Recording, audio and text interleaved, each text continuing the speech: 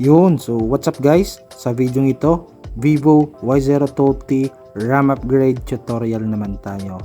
Yan, para maging smooth at maging mabilis ang iyong mobile phone. Yan, punta ka sa settings, about phone, at syempre tingnan natin yung device name natin, Y02T, at yung RAM natin dito is 4GB of RAM.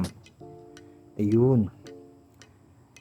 So ang gagawin mo dito guys, punta ka ulit sa settings at hanapin mo yung RAM and storage.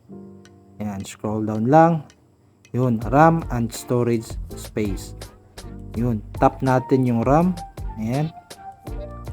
So yun guys, mayroon tayong extended RAM dito. So enable lang natin ito at syempre restart now. So pag na-click natin or na-tap natin restart now, automatically magre-restart o marireboot yung mobile phone natin. Ayan, once na-restart na guys, balik kayo sa settings at tignan natin kung gumana ba yung RAM upgrade natin or yung extended RAM na dinagdag natin.